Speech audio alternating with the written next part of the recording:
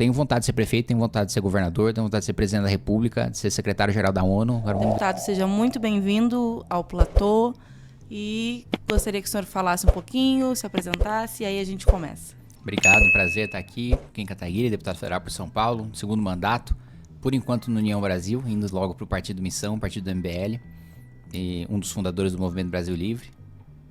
Deputado, eu queria começar falando sobre a PEC da blindagem, né? O senhor se posicionou contra, teve um embate com o Nicolas e queria saber como é que o que o senhor pensou sobre essa ação, assim, né? Por que de fato não poderia passar essa PEC?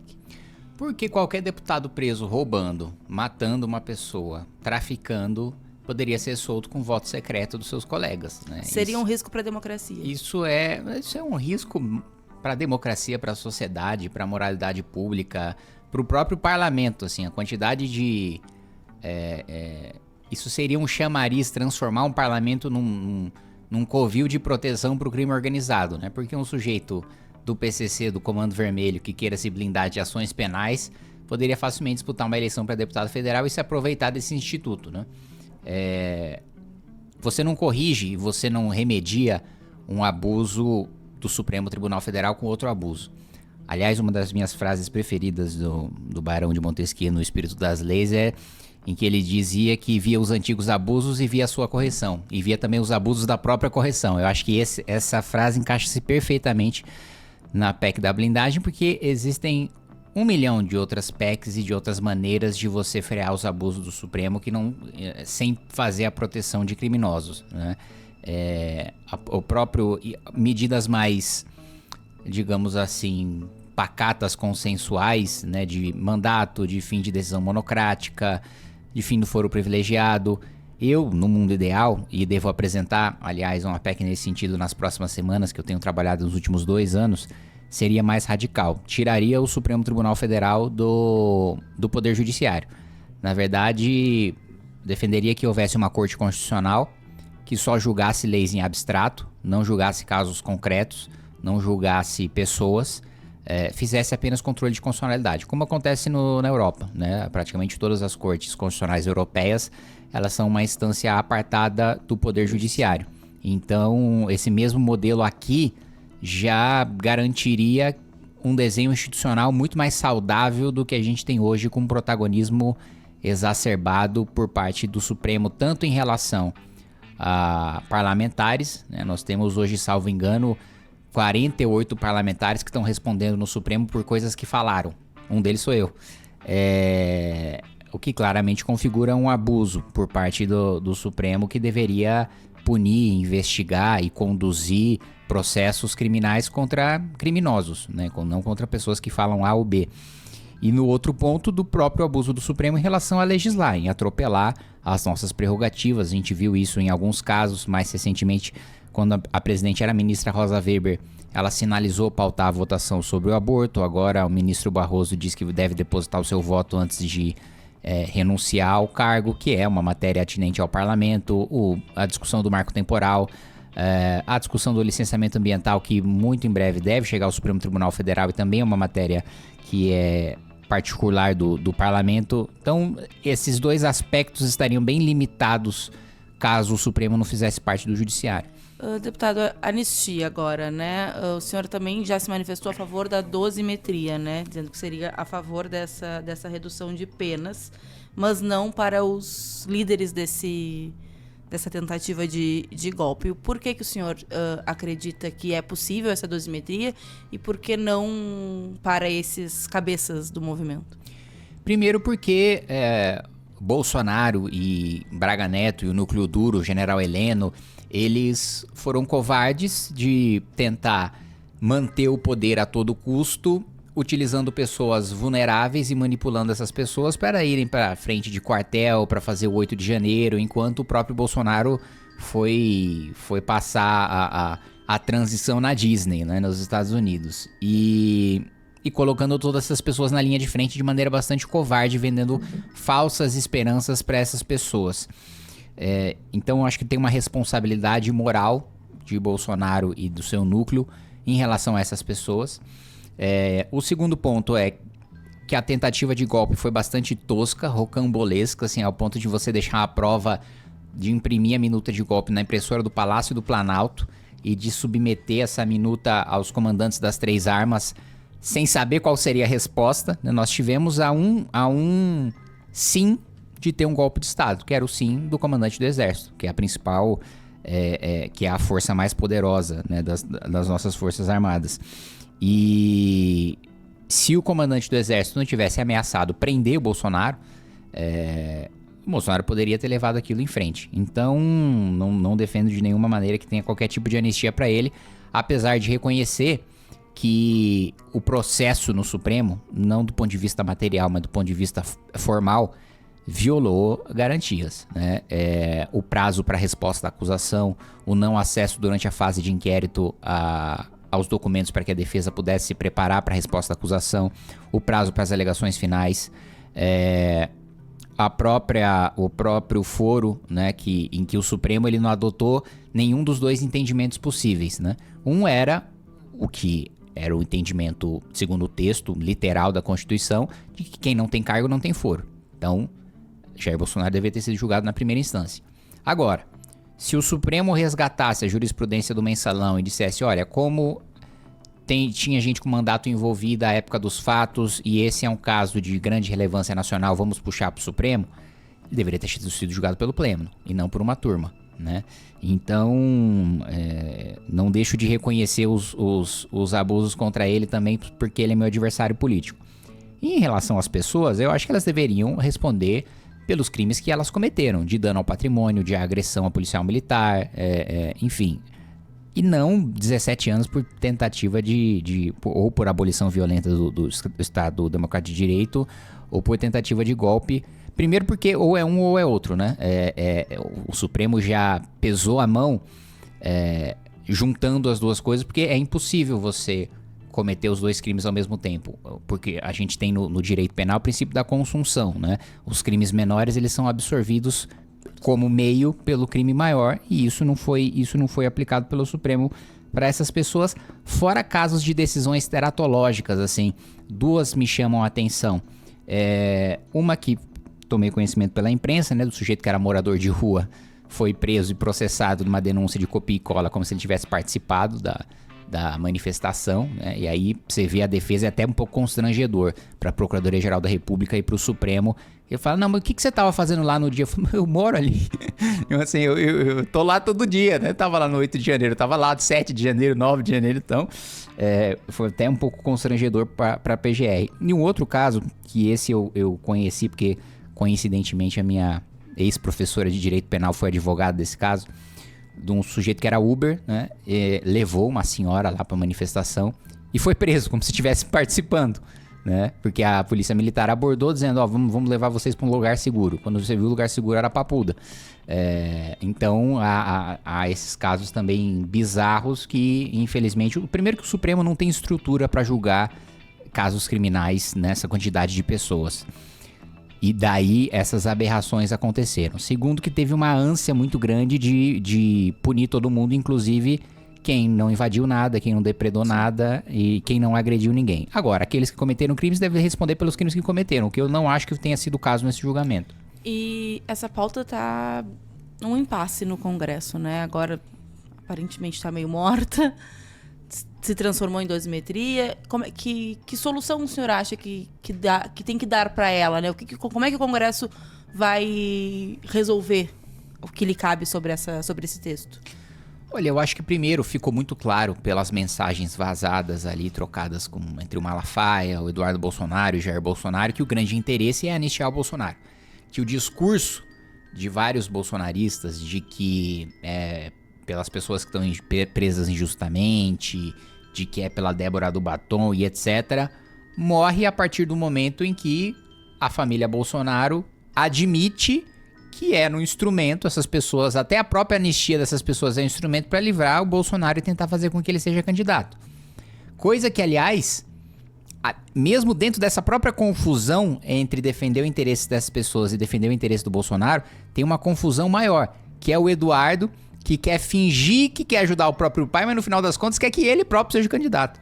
Aliás, há poucos minutos eu li um ataque que ele fazia à ex-ministra de Bolsonaro, Tereza Cristina, né? Falando que o Ratinho poderia ser um nome viável, que Eduardo não é um nome viável. Ele tá no delírio, o Eduardo, de que ele pode ser candidato à presidência da República. Ele pela barberagem que ele fez de sair, primeiro de covardemente fugir do Brasil, sem que tivesse nem mandado de prisão contra ele, nem investigação, não tinha nada contra ele.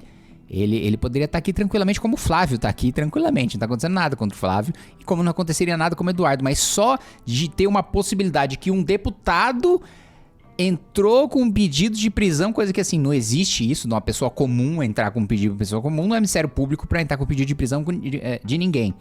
Ele já fugiu e aí a própria PGR dá parecer contra esse pedido de prisão esdrúxulo contra ele. E o Supremo também diz que não. Então assim, ele já fugiu e vai ser caçado por falta, por puro amadorismo, barberagem e covardia própria. E ainda acredita que pode ter uma grande reviravolta por causa do Trump para salvar o Bolsonaro e ele ter o direito de voltar aqui e disputar a eleição. Não vai acontecer. Inclusive em São Paulo, né? Toda a classe política tinha na cabeça de que, olha, uma vaga do Senado é do Eduardo e muito dificilmente alguém tira. Ele teria votos tranquilos para essa vaga. Ele mesmo se suicidou eleitoralmente nessa covardia de fugir para os Estados Unidos e agora ele tá se queimando dentro dos próprios bolsonaristas, atacando o Tarcísio, atacando Tereza, atacando aliados e ex-ministros do Bolsonaro, porque ele tá na loucura de que ele pode ser candidato. E como é que dá para sair dessa grande briga por causa desse texto? Como é que o Congresso vai se posicionar aí nas próximas semanas, o senhor acha? Eu acho que, primeiro, os bolsonaristas pararam de fazer força pela anistia porque viram que com o Paulinho da Força relator o Bolsonaro tá fora, em qualquer hipótese. O PT é contra, a esquerda é contra. O Centrão não faz força pra nada que não seja preservar os próprios cargos e as próprias emendas. Então, eu não sei, eu não vejo isso andando assim no curto prazo. Acho que se fosse pautado um texto que incluísse só a questão da dosimetria das pessoas do 8 de janeiro sem o Bolsonaro, o texto seria aprovado, acho que teria maioria para isso, mas também não sei qual que é a disposição do presidente Hugo Mota para levar essa pauta em frente. Perfeito. Deputado, reforma administrativa, tá aí com o texto pronto, né? Quais mudanças que o senhor considera positivas, quais negativas? O que gostaria que fosse aprovado? Como é que está essa situação? Olha, eu tenho uma visão bem mais radical do que do deputado Pedro Paulo, apesar de achar que o texto dele é um avanço, né? Primeiro que eu acabaria com todo e qualquer tipo de super salário de férias de 60 dias para juízes e promotores, e sei que o deputado Pedro Paulo até concorda com isso, mas na hora de construir o relatório ele precisa considerar a vontade da maioria. Outro ponto, em relação, também faria uma reestruturação das carreiras para você não atingir o teto salarial das carreiras de elite, principalmente as jurídicas, tão rapidamente, porque o que acontece? Quando um jovem estudioso passa no concurso público de uma grande carreira com 25, 26 anos de idade e chega no topo da carreira, já no abate-teto, com salário de 46 mil reais, com 35, 36 anos de idade, ele passa a lutar para que tenha ou o aumento de salário acima de 46 mil reais, que já é um salário muito fora da realidade do brasileiro. Inclusive eu fui contra o aumento de salário de parlamentares e doei todo o aumento de salário que eu recebi. Ou pior, passa a lutar para ilegalmente, inconstitucionalmente receber super salário do dinheiro do mais pobre, né? Então hoje nós temos mais de 8 mil juízes que recebem uma média, não é um mês ou outro, uma média salarial de 100 mil reais por mês. Mais do que o dobro do presidente da República, né?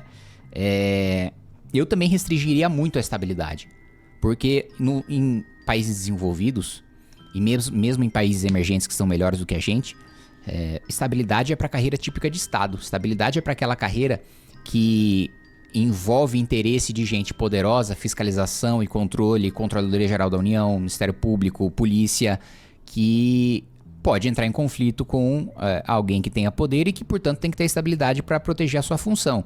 Não é para todo mundo, né? Aqui, um assistente administrativo de qualquer área tem estabilidade. E não, o gestor, o executivo, independentemente de quem seja, tem que ter a liberdade de fazer o manejamento de servidores para as áreas que ele considerar prioritárias. Se ele achar que tem que cortar de um setor para ter mais contratação em outro, ele tem que ter essa liberdade, não pode estar estanque. Mesmo porque, se a gente pega, por exemplo, a nossa própria demografia, no ano que vem, pela primeira vez, nós vamos ter mais idosos do que jovens. E aí, como é que a gente faz pro gestor fazer um remanejamento de servidores da educação para a saúde ou para a seguridade social? Não dá. Então, eu seria bem mais radical em relação a isso, mas nenhuma reforma administrativa vai ser aprovada no governo do PT. Porque a própria palavra reforma administrativa já faz o eleitor do PT dar salto de metro. Então, assim, eu não vejo a chance de nenhum texto avançar. Nenhuma coisa muito razoável como análise periódica de desempenho, que nem precisaria de 308 votos, bastariam 257, que é para mandar embora servidor ruim. Nem isso eu acho que... Mas acredita que esse texto do Pedro possa ser aprovado? Não acredito. Acho que não passa. Não acredito. Acho que é um texto razoável. Como eu te disse, eu seria mais radical, mas sob um governo petista, nenhuma reforma administrativa vai ser aprovada. Deputado, isenção do imposto de renda. Se não me falha a memória, o senhor teve algumas críticas quanto à tabela, né? Sim. E agora está na mão do Senado, talvez com algumas mudanças, ainda estamos vendo como vai ser. Como é que o senhor vê essa medida aí, que foi uma proposta, a principal bandeira, né, do governo Lula para esse ano? O senador Renan Calheiros, ele disse que quer que o texto seja levado diretamente à sanção, que ele não volte para a Câmara, né? Mesmo porque a Câmara tem a palavra final, porque é a casa iniciadora. Só tem duas maneiras disso acontecer. Ou ele não muda o texto e aprova do jeito que tá, ou ele ilegalmente, como o Senado já fez, aprova a mudança de mérito como se fosse mudança de redação, né? Então ele diz, não, eu tô apresentando essa emenda aqui só para corrigir um erro de português. Aí ele vai lá e muda uma alíquota, muda uma compensação. Esses são os dois únicos caminhos. Eu, sinceramente, primeiro, as pessoas precisam entender que a isenção do imposto de renda não é nenhum favor. Sucessivos governos não atualizaram a tabela do imposto de renda, fazendo com que na prática a gente tivesse um aumento anual. Porque se você não corrige pela inflação, basicamente você está tendo um aumento de imposto, porque a renda das pessoas não está aumentando e o tributo continua o mesmo, sem ser reajustado. O preço das coisas está aumentando e o tributo é o mesmo, sem ser reajustado.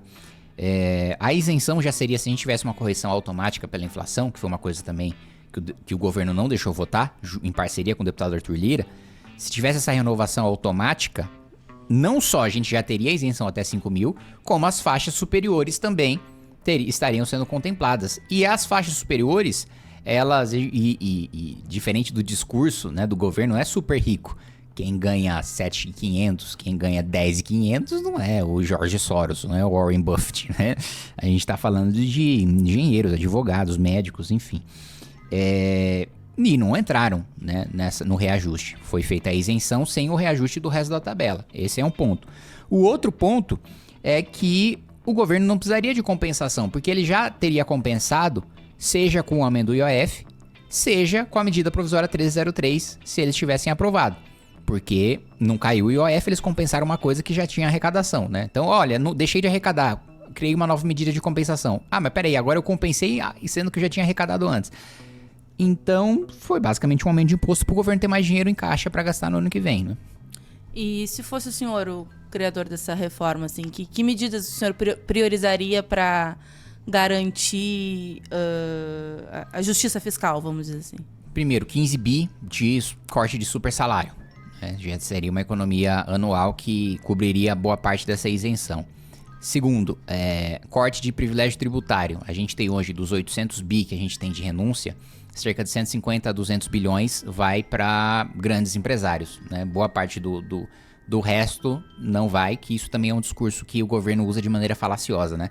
Eles falam como se 800 bilhões de reais fosse para o bolso dos mais ricos todos os anos. Só que a principal renúncia fiscal é o Simples, né? Não tem nenhum bilionário no Simples. Depois, dedução de imposto de renda de pessoa física.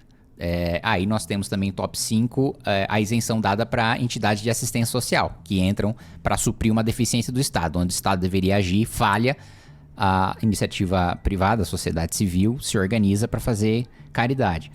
O que sobra de fato indo para o bolso de rico é 150 a 200 bi. E o governo só sinaliza que desses 150 a 200 tem coragem de cortar 10, 15 e até agora não cortou. Teve muito discurso contra super rico, mas nós continuamos todos os anos passando 150 a 200 bi. E quem aumentou o privilégio para a elite privada do Brasil foi o governo Lula, né? Ele recebeu a renúncia fiscal, estava em 2,2. Ele entrega, a renúncia já estava em mais de 4. E o PT vota, apesar de agora dizer que é a favor, vota em 2021 contra a PEC que limitava 2% do PIB, os privilégios tributários. E agora eles dizem, não, é um absurdo ter tanto do PIB como privilégio. Primeiro, vocês que criaram. Segundo, quando tentaram segurar, vocês foram contra.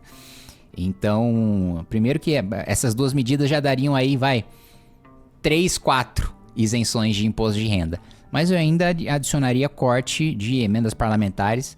Aliás, para mim, no mundo ideal, a emenda nem existiria. Não é papel de parlamentar ficar executando orçamento, inaugurando obra no seu reduto eleitoral. Quer inaugurar obra no seu reduto eleitoral? Inaugure porque você é aliado do prefeito e do governador e não porque você sequestrou parte do orçamento para sua base. Então, que aí seriam 40 bi, mas vamos supor que a gente fizesse um contingenciamento aí de 10%, já daria 4 bilhões de reais ao ano. Lugar para cortar não falta. O que falta é vontade política por parte do governo. Deputado, temos um cenário ainda confuso, acho que para 2026, né? Pensando na direita. A gente está vendo aí uma direita dividida, sem a clareza de um nome. Como é que a direita tem que se portar agora nesse... Estamos há 6 meses aí de ter que deixar cargo para começar a campanha, nananã. Como é que vai ser esse futuro próximo? Olha, quem tá confuso é a direita bolsonarista e o centrão. Eu tô com uma mentalidade muito clara de que o meu candidato à presidência da República chama-se Renan Santos, né? Que tem um programa de defesa de declaração de guerra às facções criminosas com a adoção do direito penal do inimigo, que tem a proposta muito firme de fazer um reajuste fiscal mais drástico que já foi feito na história do país com a PEC que eu apresentei do equilíbrio fiscal, que daria uma economia de 1,1 trilhão, sem contar a economia com a queda na taxa de juros, que defenderia um programa agressivo de desfavelização do Brasil. Então, assim, o meu programa, o meu candidato, o meu rumo tá muito claro dentro do Partido Missão. Quem que os bolsonaristas e o centrão vão articular para ser o candidato deles, não sei. Eu sei que nós vamos disputar contra ele. Mas o senhor tá dentro do Congresso, convive com eles. Como é que o senhor enxerga essa... Eu acho o seguinte, primeiro o Tarcísio, ele é o candidato dos sonhos do Centrão, né?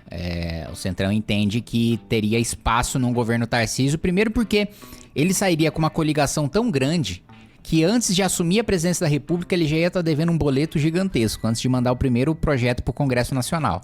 Já não ia ter um ministério ou um centavo de emenda para negociar, porque ele já teria compromissado com a coligação que fez ele vencer a eleição. Então ele estaria com um capital político muito esvaziado.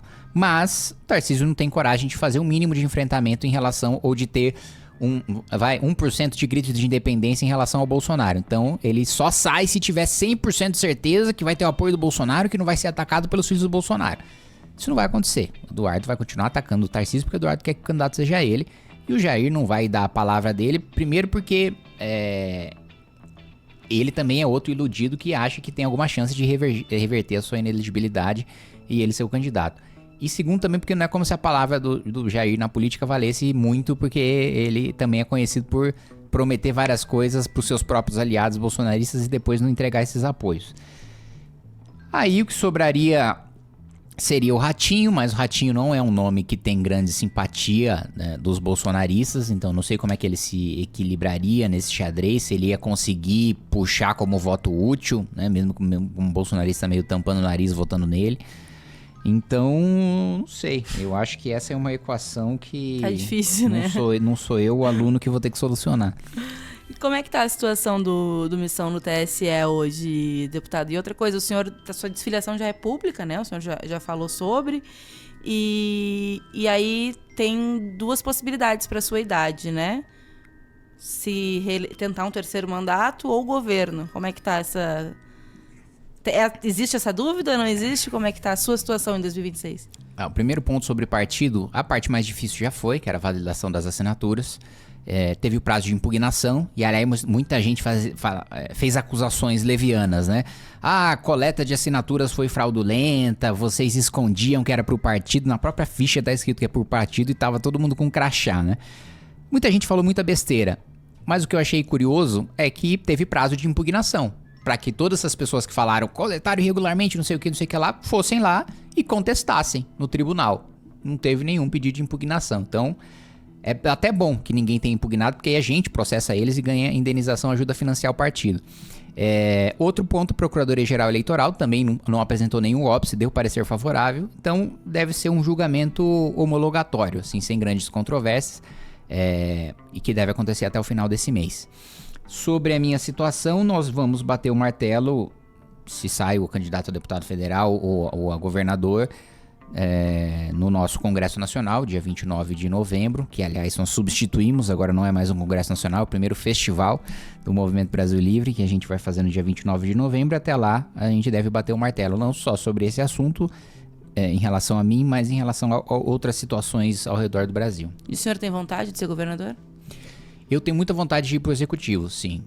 Eu acho, primeiro, quem tá mais próximo dos problemas do dia a dia é o prefeito. E eu já escutei isso de ex-prefeitos que foram governadores dizer que ele tinha mais satisfação de resolver os problemas do dia a dia e estava mais próximo na prefeitura. Agora, sem dúvida nenhuma também, o governo do estado seria uma grande honra, primeiro por ser o estado de São Paulo, que é um estado onde eu nasci e do qual eu tenho muito orgulho, e de ser praticamente um país, né? O estado de São Paulo tem o quê? Praticamente 4 vezes a população de Portugal, né? É um estado muito grande, é o estado mais produtivo do país. Então, eu tenho vontade de ser prefeito, tenho vontade de ser governador, tenho vontade de ser presidente da República, de ser secretário-geral da ONU. Agora vamos ver até onde eu consigo chegar. Deputado, para finalizar nossa conversa, o senhor, semana passada, apresentou uma PEC que autoriza a produção de armas nucleares no Brasil, né? Foi isso que eu entendi. Quais são os objetivos estratégicos dessa proposta e como o senhor responderia às críticas internacionais sobre os riscos e os tratados de não proliferação? Na PEC, o texto denuncia todos os tratados, né? Então a gente não seria mais signatário de nenhum deles e todos os atos infralegais e infraconvencionais estariam revogados. Só chiaria internacionalmente grandes potências que não tenham interesse de ver o Brasil soberano e independente. Eu não quero depender da defesa dos Estados Unidos, eu não quero depender da defesa da China para o caso de ter uma ameaça contra o Brasil. A gente tem visto aumento de tensões, né, ao redor do globo, né? Agora um pouco de alívio no Oriente Médio, mas com uma tensão muito grande, uma guerra que poderia ter escalonado. Tensão crescente na Ucrânia. Aliás, a Ucrânia é um exemplo, né? Se ela nunca tivesse cedido suas bombas nucleares da época da dissolução da União Soviética, a Rússia jamais teria invadido a Ucrânia se a Ucrânia ainda tivesse as suas armas nucleares. Então, tá aí um exemplo de proteção de soberania. E dependendo. E olha que ela ainda contou, e a Rússia sabia disso, com o apoio da OTAN e dos Estados Unidos. E ainda assim foi invadida. Existe uma tensão crescente, eu acho que, infelizmente, aqui no Ocidente nós temos menos preocupação do que a gente deveria com essa questão da tensão crescente em Taiwan, né? Os exercícios militares da China ficam cada vez mais agressivos. Já houve invasão ao espaço do Japão, que também se prepara para se armar, né? O Japão deve eleger uma nova primeira-ministra, a primeira-ministra mulher da história do Japão, primeira premier mulher da história do Japão, que é a Sanae Takeichi. E uma das suas principais bandeiras é revogar o artigo 9º da Constituição, que é a Constituição japonesa. Só para contextualizar, ela nunca foi mudada desde a sua promulgação, ali pós Segunda Guerra Mundial.